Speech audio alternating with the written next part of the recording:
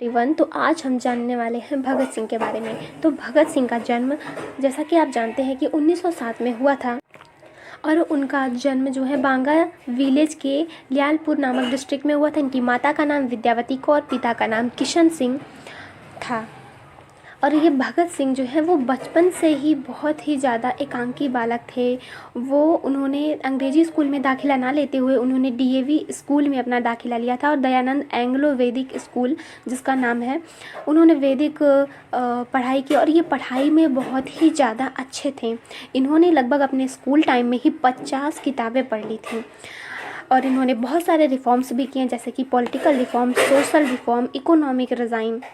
भगत सिंह एक ऐसे इंसान थे जो कि उस वक्त आज़ादी की लड़ाई में बहुत ही ज़्यादा उत्साहित थे। ये देखते थे कि जिधर जाओ उधर ही आज़ादी की डिमांड होती थी, तो ये उनको बहुत ही ज़्यादा अफेक्ट करती थी। क्या हुआ कि जलियांवाला बाग में 13 अप्रैल 1919 को जब जलियांवाला बाग हत्याकांड हुआ था, तो वहाँ उन्होंने उससे बहुत ही ज़्यादा प्रभावित हुए। तो वो जलियांवाला बाग में जब उन्होंने देखा कि हर तरफ खून ही खून, हर तरफ लाशें ही लाशें, तो एक छोटे से थे उस वक्त वो, और जलियांवाला बाग के टाइम पे तो कुछ लोग कुएं में कूद गए थे अपनी जान बचाने के लिए। और अगर आज भी देखा जाए तो इस कुएं का पानी जब हम देते हैं तो उसमें लाल खून निकलता है, जिससे कि फिर ये बहुत ही ज़्यादा इनको प्रभावित करती है। इन्होंने उस वक्त अपने मिट्टी को कुछ वहाँ की जो खून से लथपथ मिट्टी थी उसको बॉटल में पैक किया और घर आए और चुपचाप उसको देखते रहे। उनकी बहन ने उनसे पूछा कि क्या हुआ है, तुम ऐसा क्यों कर रहे हो, आखिर क्या बात है, तुम इतने मायूस क्यों? तो इन्होंने बोला कि मैं अपने देशवासियों का बदला लूँगा। जब इनके पिता ज़मीन में आम की गुठलियाँ उगा रहे थे एक दिन, तो इन्होंने पूछा कि ऐसा इससे क्या होगा? तो उन्होंने बोला अगर मैं गुठलियाँ उगाऊंगा तो इससे पेड़ उगेंगे। तो इन्होंने बोला मैं बंदूक उगाऊंगा जिससे कि बंदूक के पेड़ उगेंगे। इससे पता चलता है कि ये कितने ही ज़्यादा आक्रोशी स्वभाव के थे। उसके बाद क्या हुआ कि 1920 में Gandhi ji non cooperation movement को लेकर आए, क्योंकि गांधी जी से बहुत ही ज़्यादा लोग प्रभावित थे। तो उन्होंने कहा कि हम शांति से नॉन वायलेंस के जरिए, यानी कि अहिंसा के जरिए आज़ादी लेंगे। इन्होंने नॉन कॉपरेशन मूवमेंट लिया जिसमें कि लोग अंग्रेज़ों का कोई भी सामान ना लेके उनका असहयोग करते थे, उनका किसी भी प्रकार का सहयोग नहीं करते थे ताकि वो देश छोड़ के भाग जाएं। 1920 में जब नॉन कॉपरेशन मूवमेंट आया तो वो बहुत ही ज़्यादा सारे लोग खुश थे और नॉन कॉपरेशन कर रहे थे, जिससे कि बहुत ही ज़्यादा अफेक्ट हो रहा था। लेकिन क्या हुआ कि चौरा चौरी कांड की वजह से नॉन कॉपरेशन मूवमेंट वापस ले लिया। चौरा चौरी कांड में हुआ क्या था कि चौरा चौरी कांड में यहाँ पे एक चौरा चौरी नाम की एक बाज़ार थी जहाँ पे ब्रिटिश के सामान बिक रहे थे, वाइन शॉप उनकी थी और वहाँ के गारमेंट्स वहाँ पे बिक रहे थे, जिसकी वजह से ये लोग वहाँ पे गए और उन्होंने नारा लगाना शुरू कर दिया नॉन कॉपरेशन मूवमेंट की, असहयोग करो ब्रिटिशर्स का असहयोग करो। तो यहाँ पे इन्होंने एक वहाँ के क्या बोलते थे लैंडलॉर्ड से, जिन्होंने इनसे बात की कि इसे बंद करो, मेरा धंधा ख़त्म हो जाएगा, वरना आप इन सारे जो क्या बोलते हैं इंग्लैंड के शॉप्स वगैरह हैं उनको बंद करो। तो इन्होंने गुस्से में आकर इन्होंने क्या कि फायर चला दिया।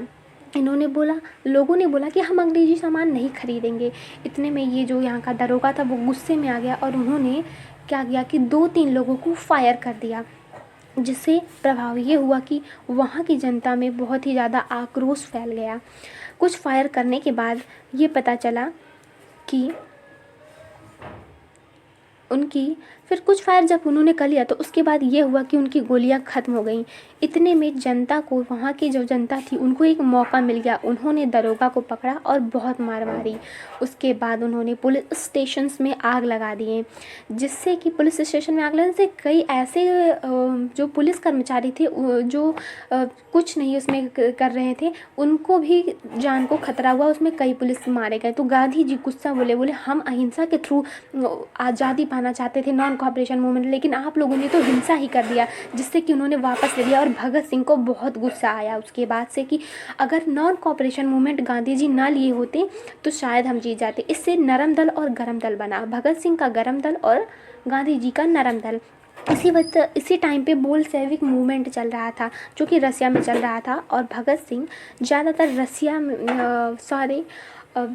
विदेशी किताबों को पढ़ते थे और बहुत सारे मूवमेंट्स से ये काफ़ी ज़्यादा प्रभावित थे। उस वक्त ये बहुत ही ज़्यादा उत्साहित थे क्योंकि इन्हें लग रहा था हाँ बस आज़ादी मिलने वाली है। हर तरफ डांस कर रहे थे कि यस हम आज़ादी पा ही जाएंगे। लेकिन गांधी जी ने बोला कि हम वायलेंस आप लोगों ने किया है, आप लोगों ने कई निर्दयी आप लोगों ने निर्दयता पूर्वक कई जो निर्दोषी लोग हैं उनकी पुलिस लोगों की हत्या की है एक तरीके। इसीलिए हम किसी भी प्रकार की क्रांति के थ्रू या फिर किसी भी प्रकार की हिंसा के थ्रू नहीं लेना चाहते, इसलिए उन्होंने वापस ले लिया अपना नॉन कॉपरेशन मूवमेंट। उसके बाद भगत सिंह चले गए एकांकी में और उन्होंने लाला लाजपत राय के कॉलेज में एडमिशन लिया और उन्होंने लगभग एकांकी में रह करके 300 किताबें पढ़ डाली। एकांकी की भावना जो होती है वो स्ट्रॉन्ग बनाती है एक आदमी को। तो उन्होंने 300 किताबें पढ़ लाई, सारे मूवमेंट्स की किताबें थी जो देश भर में चले आ रहे थे उस वक्त। उसके बाद क्या हुआ कि उनकी मम्मी आई और भगत सिंह से बोली कि बेटा अब शादी कर लो तुम। तो इन्होंने क्या बोला, भगत सिंह से हमेशा बोलती शादी कर लो, तो इन्होंने बोला कि आज़ादी ही मेरी दुल्हन होगी। तो इन्होंने चिट्ठी लिखी और चले गए। उसकी वजह से इनकी माँ रोती रही। फिर उन्होंने भाग गए जब ताकि वो अपने देश को आज़ादी दिला सके और कुछ लोगों का 4 लोगों का गैंग लगाया। ये उस वक्त जो होते हैं बहुत सारे कार्यक्रमों में पार्टिसिपेट करते थे, लेकिन एकांकी की भावना में देश की ऐसे इनके अंदर जोश थी आज़ादी दिलाने की। एकांकी की भावना में इन्होंने इतनी पढ़ाई की। उसके बाद क्या हुआ कि एक मूवमेंट हुआ था जिसमें उन्होंने अंग्रेज़ों के सामान को लूट लिया था।